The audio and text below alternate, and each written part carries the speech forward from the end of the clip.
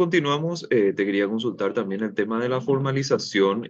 Tiene muchísimo que ver con este tema también de la desigualdad de los ingresos en términos de que se generan también condiciones para que haya personas que inclusive ganan menos de un salario mínimo y bueno, esto evidentemente tiene su impacto también en términos de los ingresos de los hogares. Los procesos de formalización también van a ser importantes para ir avanzando en mejores oportunidades y que se reduzcan estas brechas dentro de nuestro país. Costa Rica es un país que tiene muchísima inversión tecnológica, ¿verdad? Y habiendo estado el año pasado por ahí y habiendo conversado con Figueres, digamos, un expresidente de Costa Rica, que fue el que impulsó la inversión en tecnología en Costa Rica, ellos decían, nosotros no queremos ser un país que ofrezca bajos costos a, a los inversionistas extranjeros. Nosotros queremos ser un país que ofrezca capacidad de la mano de obra, estabilidad política y estabilidad social a la inversión, estabilidad en el largo plazo a la inversión privada internacional. ¿Por qué digo esto? Porque nosotros podemos jactarnos de que tenemos un nivel de salario más bajo, mínimo más bajo que en muchos países de la región, pero lo que no podemos jactarnos es que somos un país que ofrece mejores condiciones de formalidad, tanto laboral como formalidad institucional empresarial.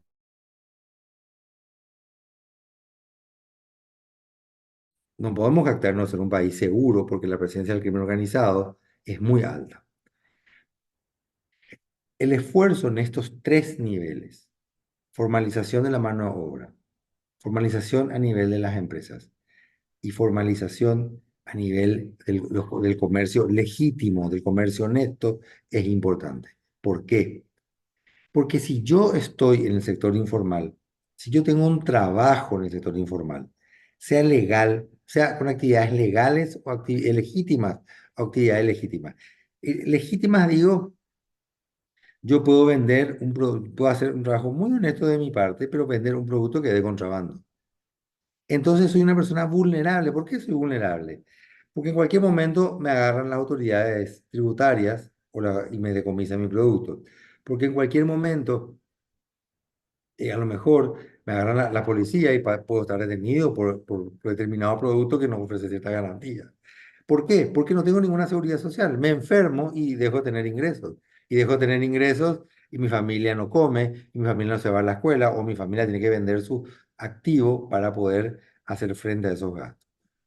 Si yo tengo una empresa que es informal, evidentemente, para seguir operando tengo que estar coimeando. O sea, en este momento hay unas empresas que consiguen importar productos y que a lo mejor que no tienen la autorización, pero consiguen judicialmente. La pregunta es, ¿eso lo consiguen en la normalidad de los procesos jurídicos o no?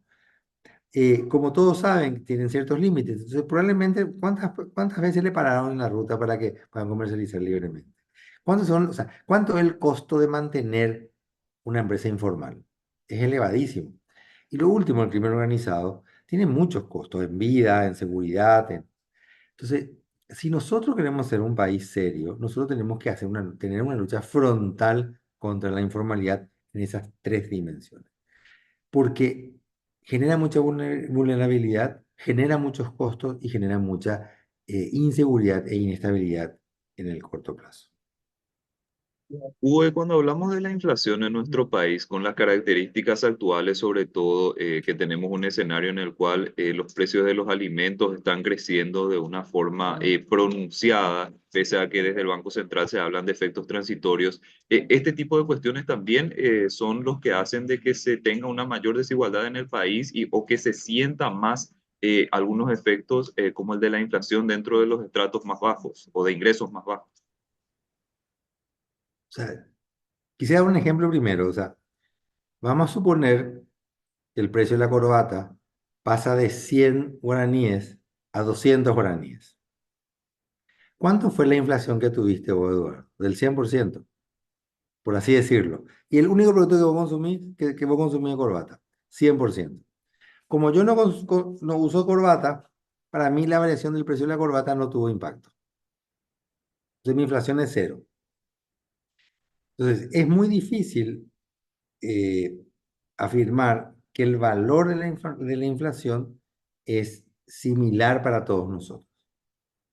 Es el primer punto. El segundo elemento que podemos señalar es, yo creo en el valor de en el valor de la variación del índice de precios que plantea el Banco Central, porque creo que es una canasta promedio que consumimos todos los paraguayos. Podría ser actualizada, pero es un buen referente de cómo están variando los precios. Y también podemos afirmar categóricamente que nosotros somos un país que tenemos un objetivo de inflaciones bajas, estable y predecible en el tiempo, internalizado en las autoridades nacionales. Entonces, check, eso ocurre. Tenemos una inflación baja y tenemos una inflación que es un objetivo de política normalmente. Eso está súper bien, ¿verdad? Esa inflación no nos refleja a todos los sectores de manera igual. ¿Por qué? Porque tenemos canastas diferentes. Entonces, en determinadas coyunturas ocurre lo que vos señalás. Tipo de producto se incrementa más, como el caso de los alimentos, ¿y a quiénes les afecta más? A los sectores que más consumen esos alimentos, o a los sectores que en su canasta de consumo los alimentos es más importante, ¿verdad? Porque a lo mejor yo tengo muchos ingresos y yo consumo yates, yo consumo autos lujosos y eso no varió tanto en guaraníes. En cambio, los alimentos sí, pero en la proporción en mi gasto es más, la participación en mi gasto es más pequeña. Pero si yo soy pobre, gran parte de mi consumo es alimento. Entonces, la inflación es un impuesto que más pagan los que tienen menores ingresos. Y es porque los sectores más pudientes pueden protegerse. Entonces, la inflación es un activo nacional y es una forma de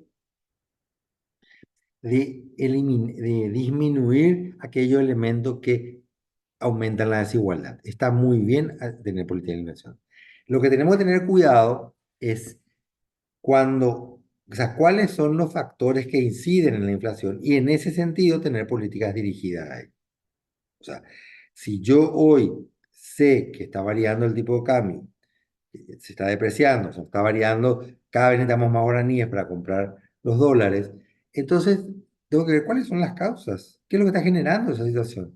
Que mi política monetaria, mi política cambiaria, ayude a que eso se contenga. ¿Por qué? Porque de alguna u otra manera eso tiene efecto inflacionario. ¿Por qué? Porque las familias consumen productos nacionales, productos importados a productos transables. Entonces, la política cambiaria va a ayudar a un control de la inflación, que es lo que está ocurriendo ahora. Debe ser más agresiva, a lo mejor la política cambiaria, para que el tipo de cambio esté más estable, podría serlo. Pero es necesario atacar las causas de la inflación. Y ahí es muy bien la política, el Banco Central está haciendo el esfuerzo, pero debemos ayudarlo de alguna medida. ¿Y de quién debe ayudarlo? Debe ayudarlo el sector fiscal también. O sea, no tan bien la política fiscal porque mantenemos un déficit y el déficit genera presión inflacionaria. En términos impositivos también, Hugo, se siente esa diferencia. Por ejemplo, el IVA tendría una mayor presión para las personas que ganan menos que con relación a las personas que tienen un ingreso mayor, ¿verdad? Son cuestiones que en cierto modo también acentúan esa desigualdad y hace de que se sienta más inclusive dentro de lo que sería el día a día de las personas. O sea, nosotros necesitamos recaudar para pagar impuestos. Perdón, nosotros necesitamos recaudar para pagar los gastos públicos y los servicios públicos. Entonces nosotros tenemos que ver cuál es la estructura tributaria óptima. Hay un compromiso de las autoridades actuales de no variar los impuestos. Y yo creo que es bueno no variar los impuestos. Si hay necesidades fiscales, a lo mejor el impuesto que hoy podría ser más justo es el impuesto a la propiedad.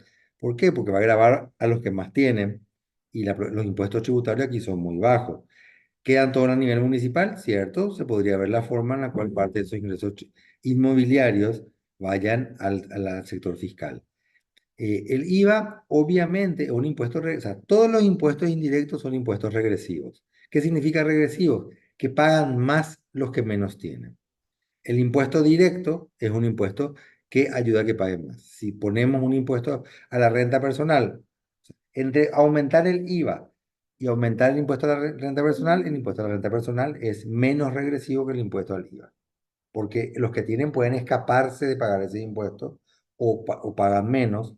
En cambio, el impuesto a la renta personal pagan los que tienen más. Entonces nosotros tenemos que buscar tener una estructura tributaria que ayude a disminuir la desigualdad. O, dicho de otra manera, que no le afecte tanto a los que menos tienen.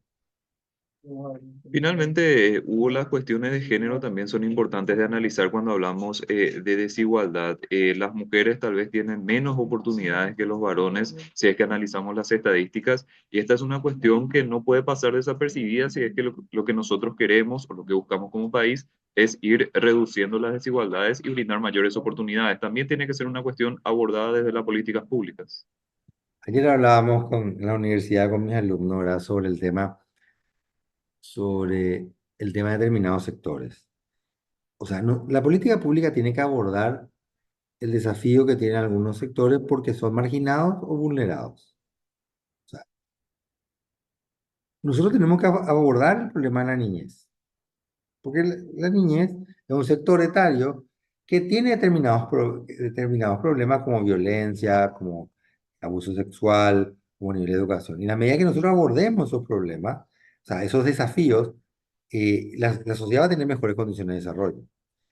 El sector público tiene que abordar el problema de la vejez. ¿Vos cuántos años tenés, Eduardo?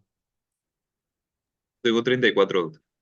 Si vos presentas tu currículum a una búsqueda, vos te van a contratar, ¿verdad? Si yo presento un currículum que tengo 57 años, probablemente agarre mi currículum y tire al basurero. Una persona de 50 años le es muy difícil buscar trabajo, ¿verdad? De cualquier profesión, el mismo medio. Si yo le digo me voy al medio en el cual está, y le digo que contrátenme, no me van a contratar. Porque el sector, o sea, la política se llama economía plateada, ¿verdad? Lo que tiene así el pelo más claro. Entonces se debe abordar explícitamente con la política. Los desafíos de género también. Entre el hombre y la mujer, para la misma posición, la mujer gana menos. O sea, se deben impulsar políticas para eso. Nosotros podemos mirar hoy, ¿cuántas ministras mujeres hay? ¿Cuántas parlamentarias hay? ¿Cuántas intendentes hay? O sea, recién estuve en México y en México hay una ley de paridad muy interesante que plantea que el 50% de los cargos tienen que ser deben figurar mujeres. De los cargos elegibles. O sea, no es tener 50%, 40, ¿cómo se llama? 45 candidatos y 22 hombres los primeros y 23 mujeres al final. No, no. Los cargos elegibles. Si un partido presenta intendente, candidato a intendente, en todo un estado tiene que ser 50% hombres, 50% mujeres. De esa manera garantizan la presencia de las mujeres. Los pueblos indígenas. O sea, digo nomás porque no es solo una cuestión de género. ¿Cuáles son los sectores marginados, cuáles son los sectores culturales? Que nosotros como país nos conviene. ¿Por qué nos conviene? Porque vamos a tener mejores capacidades para producir más. Uno. Dos, ¿por qué nos conviene? Porque va a haber mayor paz social. O sea, de alguna u otra forma, eh, niños que no son violentados sexualmente son niños más sanos, de alguna u otra forma son niños más equilibrados y de alguna u otra forma son niños que pueden vivir más fácilmente en armonía porque tienen menos conflictos. O de alguna u otra manera, pueblos indígenas que están siendo satisfechos en sus necesidades básicas, a lo mejor vienen menos en las ciudades. A lo mejor, perdón, no es que vengan menos en las ciudades, está bien que vengan a las ciudades, pero no van a venir para cerrar calles, sino van a venir para trabajar en nuestra empresa.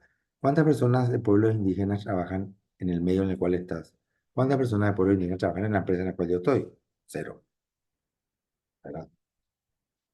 Entonces, por condiciones, por desarrollo de capacidades, por paz social y por armonía y por mejores posibilidades de crecimiento. Por esos tres motivos tenemos que generar mayor, tenemos que tener políticas sociales que integren de manera más efectiva a los sectores marginados, a los sectores vulnerables o a los sectores que tradicionalmente surgen violencia, de aquellos sectores que tienen más poder o más potencia, más posibilidades. Nosotros los hombres con respecto a las mujeres o las personas de un estrato etario diferente a los niños, a los diferentes a los adultos mayores, o los blancos con respecto a los pueblos indígenas, o los ricos con respecto a los pobres. O sea, tenemos que tener políticas que integren la sociedad. La cohesión social genera condiciones de gobernabilidad.